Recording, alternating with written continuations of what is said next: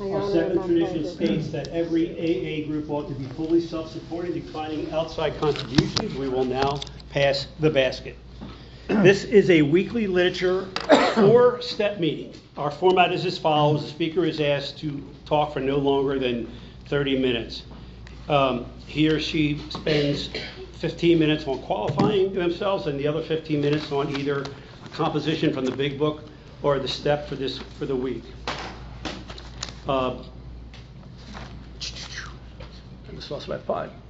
Okay, here we go. When we end, we will end this meeting either with the Lord's Prayer or Trinity Prayer, so make sure I don't forget this week. Okay, I forgot last week. I forgot to say the prayer at the end of the. Oh, okay, you got it. Okay.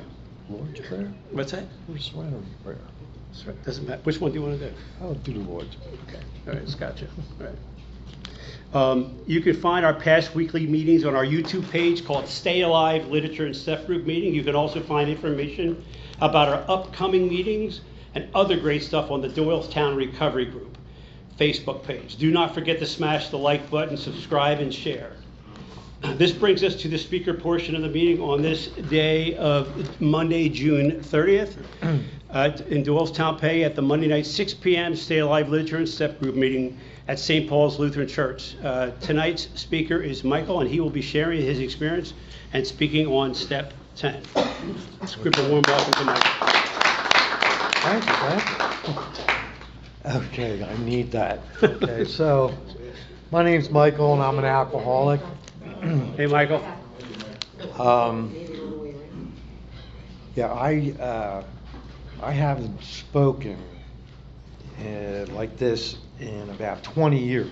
Okay, so I had first gotten sober back in the early 90s, and have relapsed twice since then.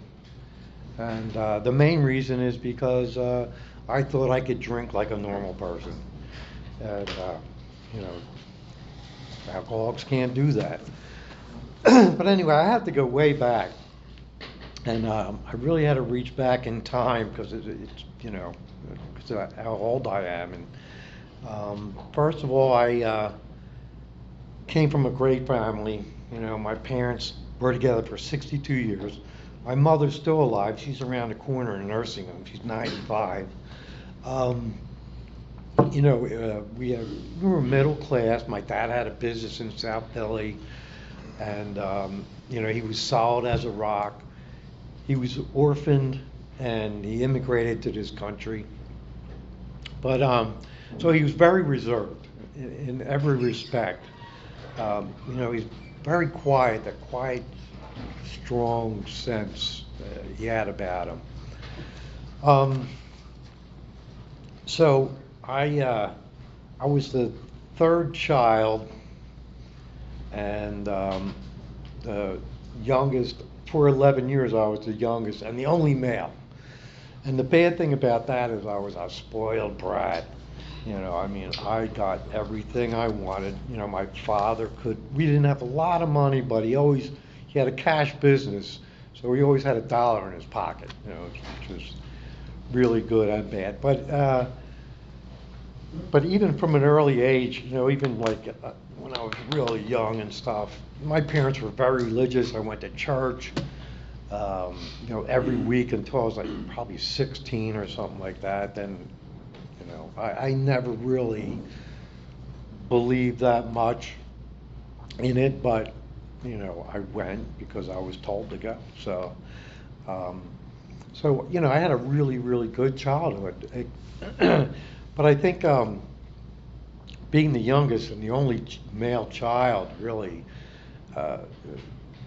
contributed to my emotional immaturity. Okay, I never, even when I was a little kid, I had no self-control whatsoever. If they had Adderall back then, I would have been flooded with that stuff because I was hyperactive. I was like a pinball machine. The old pinball machines where you're flicking the thing, the ball's going bang, boom, bang, boom. That was me the whole time. That was just no self-control. But I was clever enough that I did okay in school and whatnot. Anyway, besides that, Um, I grew up in the late 60s, so, the big thing was, it was a different, really, really different than it is today. And, there was a better living through chemistry. Well, the hippies were wrong. There was none. For me, anyway. So, oh yeah, the first drink. So, I grew up in a neighborhood, everybody was Jewish, all my friends were Jewish. And I wasn't. So that may have affected me a little bit. I don't know, but self-esteem wise. But so I went to a bar mitzvah. So I'm 12 years old. I was always a skinny kid, so I probably weighed like 110 pounds. At the end of the service, they had a bottle of VO and pastries laid out. So I'm thinking, okay, I'll drink VO. So I had like 7 shots. Needless to say, I never made it to the affair at night. I got driven home by my sister, hanging out of her car, thrown up. So that was my first experience with alcohol. It wasn't that good. I should have learned a lesson then, but I didn't. And I feel that I just had a propensity. My parents never drank. My father would have a shot of brandy in the winter when he'd come home, or a beer after he mowed the lawn. And that was it. I never saw him drunk. I never saw my mother with an alcoholic drink at all. However, they did complain about their parents had problems with alcohol. So it skipped a generation, skipped my parents for whatever reason. But me and my 2 older sisters, well, one older sister who I'm still very close with, she was 4 years older than me, so she was much more experienced in a lot of things. She became a pharmacist, and the funny thing is, she always was one. So, she's retired now. It's kind of funny. Anyway, that's pretty much a really great childhood I had, but. I made it through high school. I don't know how. I hated it. I didn't want to go. I went as least as possible. I still graduated. And amazingly, I got accepted to a college for engineering. So I don't know how that happened. So I went to college, and I loved it. College was great. However, this whole time, I was still, abusing whatever, drugs and alcohol. It was more like a weekend warrior kind of thing. So every weekend I'd smash up another car or whatever, one of those things. And so I think the second year in college, it was a break in the summertime. My sister's boyfriend, he was an engineer, and he got me a job for the summer. And these guys weren't engineers, they were really inventors. And one of the engineers taught me how to write computer programs. So I used to come in an hour early. This guy came in an hour early. He would teach me how to write software. So at that point in time, that really started my career. I mean, I said, software is a lot more easier than designing circuit boards, so I'll be a software guy. So, and I found that to be it was intoxicating. I just loved it. That was what I was going to do, and I did for 20 years. I got so lucky and blessed, and now that I look back, and was such an ingrate, because I had a skill set that was really in demand back in the late 70s and early 80s, and even to the late 80s and everything. It still is today, that I was very fortunate that I always had a good job. I always had a decent income. Even though, let's say my third year of college, I ended up going to night school at college, and going to college at night. My third year, I ended up dropping out. I was learning more in the job than I was in school. So, but at that point in time, there was a point where I guess I could have, and typically when you're 22, 23 years old, you're getting serious about relationships. You're starting a family. You're buying a house. You're planning your life ahead. I wanted nothing to do with that. I wanted to go out every night, get drunk, go to bars, do whatever, and I found the right people to do that with, and when I look back on that, I say, there was a point where I guess I could have cleaned up my act, but instead I didn't. And now I realize because, I was an alcoholic. I suffered from alcoholism, and I think I suffered from an early age. I think I always had that propensity. So anyway, but I still had the good job and things like that. At one point in time, I was supervising like eight programmers. I had a brand new Corvette. I was single, 28 years old. So I thought, I was at the top of the world stuff. Meanwhile, I was just a scumbag getting drunk every night. That's just what it was. But it was like, work hard, play hard. So that went on for a while. And then a lot of companies, they folded. They went out of business, basically. And I ended up getting a job in Manhattan. And this was in the late 80s. And again, I was so blessed that these guys, they were pretty sharky businessmen in New York, but I was living in it. They put me up as part of my contract. They put me up in an apartment on Park Avenue, the lower end of Park Avenue, all right? They owned the building.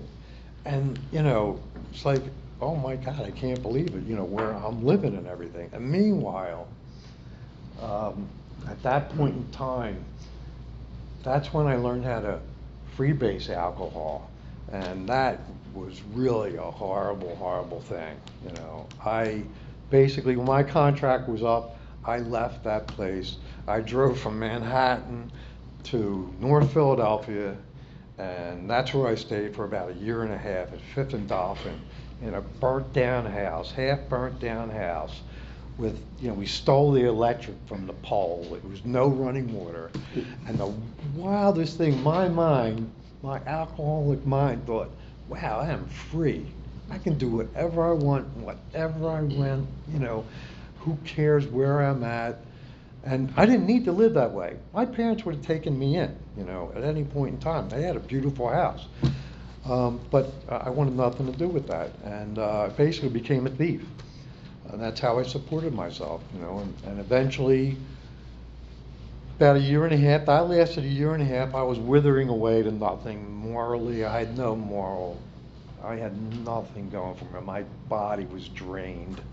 I was barely alive anymore. And the thing, yeah, so it was bad. But eventually, the SWAT team kicked the door in, and they found a lot of things that we didn't own, and a lot of cars that got stolen somehow. And so I went to jail for like 10 months or so. Even that I didn't think was so bad. That's how screwed up I was. And the thing is, my upbringing was so good, but here I am in prison, and I think I was in Montgomery County. Yeah. So I got out of jail. I was on parole. I still wasn't done. I still was not right, drinking, whatever else, but I was on parole. So this real self-righteous parole officer I couldn't stand, and just some of the things he did.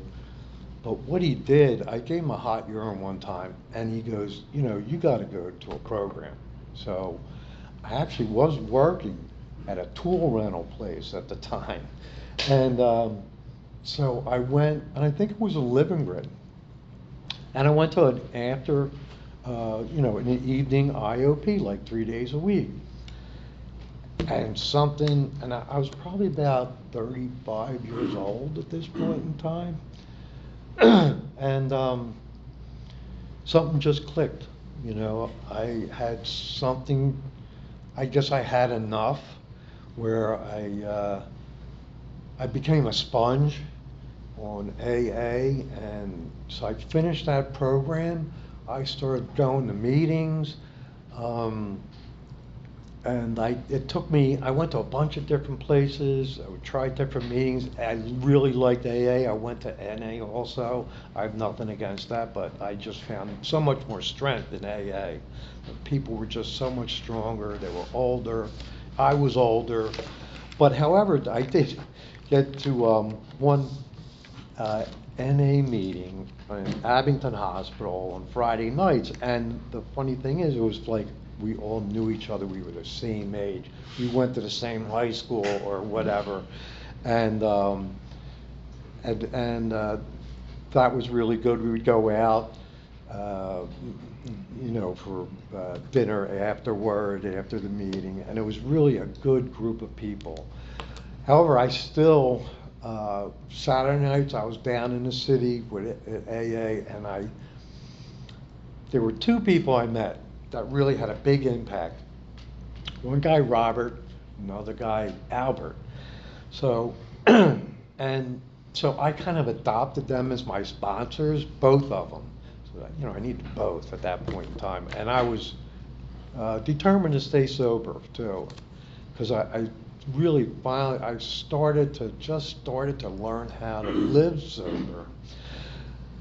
So Albert was the fun guy, he knew all the social hangouts for the AA people and all the parties that were going on.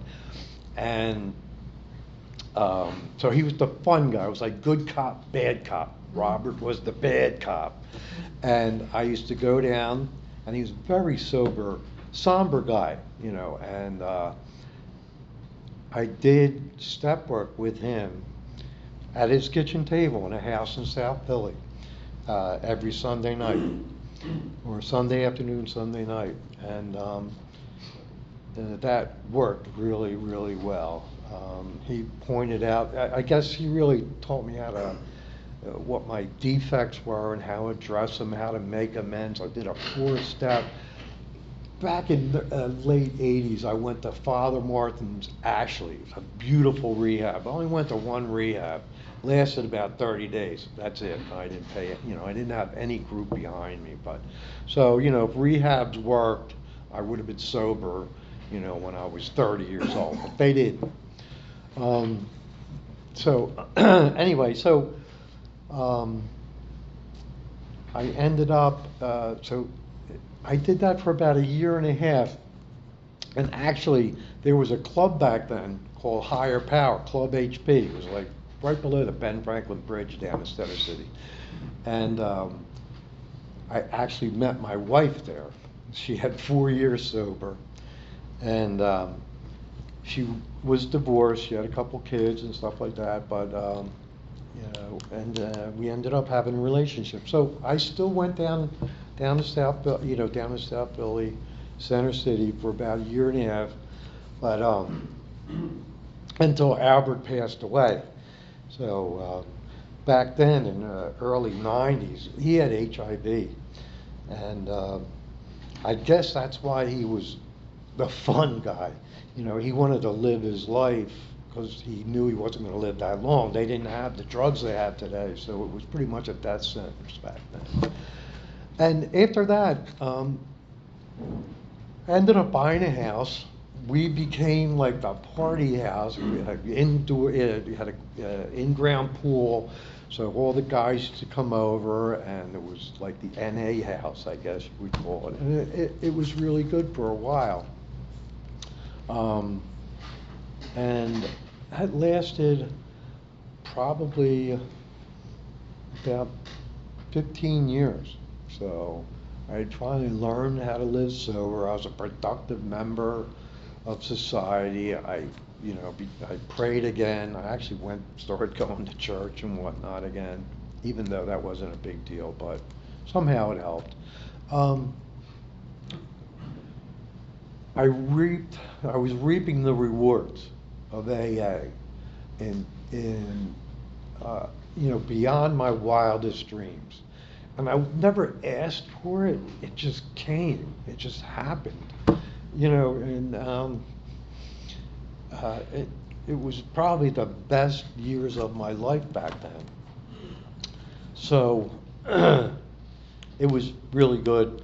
I ended up getting married during that time. No one ever asked me, so I never got married. I was probably 40 years old, but my wife said, we should get married. I said, okay, something I haven't tried yet. So we did. And then she decided that she wanted me to have kids. So I raised her kids.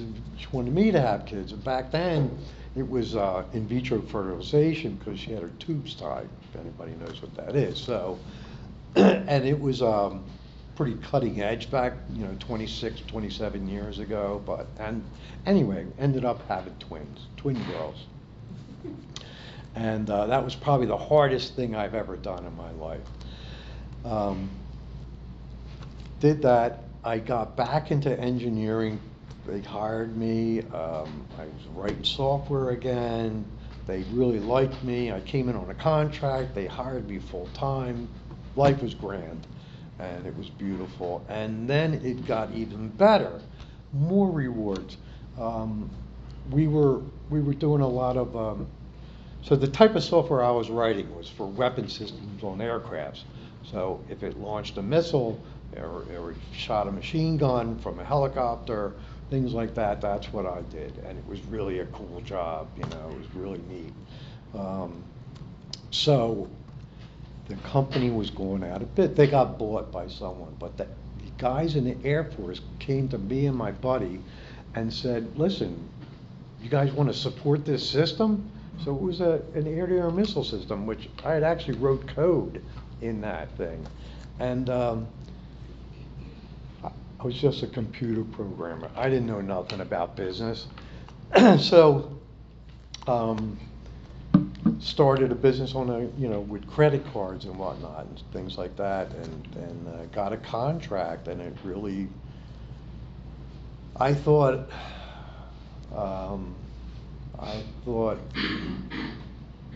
during that time I started separating from AA. I strayed. I didn't go to meetings anymore. Life got so busy, but it was still good. But however, I started getting material things, and I built a big house, and I thought I had made it. I made it at last. I had friends who were doctors and lawyers and successful business people. I thought I was up there with them. I was just a computer programmer, That's all I really knew. So, but, I became God. I was running the show. And then I thought, that was the first time I thought I could drink like a normal person. So my wife started drinking wine, I started drinking beer. I'd be in the garage working on a car, drinking beer, whatever, and things like that. And it slowly got worse and worse and worse. And then every once in a while in the Air Force, a new general comes in and they mix things up. And so there was a time period where for probably 2 years I didn't make any money, like hardly any money. I remember filing a tax return that said minus $88,000, okay? So in the meantime, I was living on borrowed money, and at this house I couldn't afford anymore. And the Air Force did come back eventually, but the company, you know, all that money that gets unspent, and they always say, you know, the government has a lot of unspent funds. Well, we would think up things so that they could spend that money. Otherwise, if they don't spend the money, they get in trouble because they're, you know, misbudgeting. And a lot of, but that company got bought out, and they no longer used us, and they were not interested in supporting the A-10, which was the aircraft I worked on. So it was a 2-year dry spell, and I had just lost it at that point in time because I couldn't make my bills, and finances were terrible. I had started to try and drink like a normal person, and because, and really because I left AA, I had no support, you know, and no one to lean on or things like that. And there was a theme in my life, you know, if I didn't like what was going on, I was gone, you know, I left. And, you know, if I was living with you or something like that, or a friend or something, we didn't get along one time, I was out the door, I was gone. So what happened was I abandoned my family. So I just walked out and away from everything. And, you know, I came back once in a while, and it just led to fights, and there was a protection order, which I violated and went to jail again for 13 months. Well, in the meantime, I still had remnants of this business, so I got on work release. So I still could support some things, but the house had to go. And the thing is, if I was sober, I wouldn't have ruined my family. You know, I didn't think of, as usual, as an alcoholic, you never think of the consequences of what you do. And I never thought about anything, and especially my 2 daughters who were still at home. So that was really difficult. But you know, if I had not been drinking, I probably, the family would have stuck together. The house had to go anyway. We couldn't afford that, but we still would have been together as a family. But I really was, at that point in time, I just wanted to take myself out. I had had enough. I thought the world would be a better place without me, so, you know.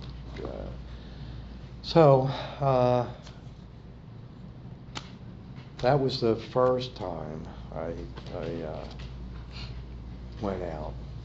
So anyway, I got out of prison. I got sober again. I started coming around here again because I knew from beforehand I came up here.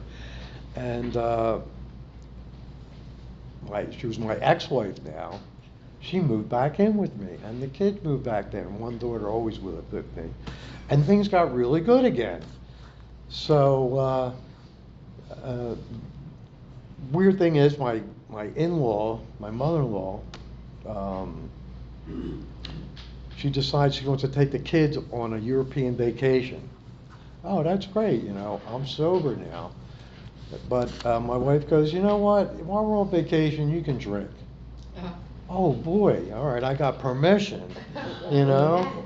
Okay, so I drank for about 1.5 years, and I ruined that relationship again. And my wife moved out again. You know, she moved out, and that was it. She bought her own house and things like that. Kids were still with me. One girl moved out with her boyfriend, you know, and she's now engaged, thank God, to an attorney, but I still like him. And the other one, she finally graduated. She did real well too. So she's doing good. She moved out and got her own place, and then has a pretty good job, graduated and everything. Anyway, so those are my 2 messed up things, but I'll tell you right now, there's one prayer I heard someone say, and it's like, I thank God for what He's given me, and I thank God for what He's taken from me, and I thank God for what He left me. Because you know, he took things from me that I couldn't control, and you know, it was just overwhelming for me. You know, I tried to do so many things, rehabbing houses down in Fishtown, still doing work, building a house. We're doing work for the Air Force. I spread myself so thin, you know, it was just chaos, but the world revolved around me, and it didn't, you know. So what I'm left with today, I can not control, but I have peace now. I'm not forced to do things, and I'm not playing God, and I'm not ruining relationships. I'm going out of my way, which is kind of plays into step 10, where, you know, we continually take, you know, personal inventory, and when we're wrong, we promptly admit it. So today, this worked out really well for me, because this is the only thing that keeps me sane. And I think step 10 is really there, and I've read some papers about it and things like that, but, you know, I guess it's to develop just self-control, you know, the ability, you know, as an alcoholic, I can't afford to get angry. You know, I can't afford to have resentments. So, you know, it's just, how do you practice AA every day, okay, and achieve emotional balance, which was always a big problem for me. There's that luxury, even getting angry and it's justified, like someone does you wrong, you're mad, you're upset. It doesn't matter if it's justified or not. You're still angry, and it's there, and that can really hurt you over time. So it has to be addressed, and it has to be addressed on a daily basis. So for me, I do that in the morning, and a lot of times, you know, I'm at work, and I still work full time. And, you know, my boss will be there, and I'm saying, this guy is such a retarded redneck, you know, but it's like, okay, you know, whatever, you know, I don't react anymore, you know, I think about it, I don't hurt with my tongue or a pen, and in the morning, and a lot of times even during the day, you know, somebody once said, more him, less me. More God. You know, am I doing God's will, not mine? And We're going to share a little bit. We're going to open up the floor. We're good? we're over? Yeah. Oh, okay. You did good. Okay. Thank you. I had a lot to say. You had a lot to say, more than you thought. We've come to the part of the meeting where we're going to open up the floor for shares, discussions, and questions. Limit your time to 3 minutes. We've got a big group here. Please try and keep your conversation to the literature of the steps shared by tonight's speaker. If you feel like drinking, or if you had a drink today, please see or speak to someone after the meeting. So, opening up the floor. Einstein.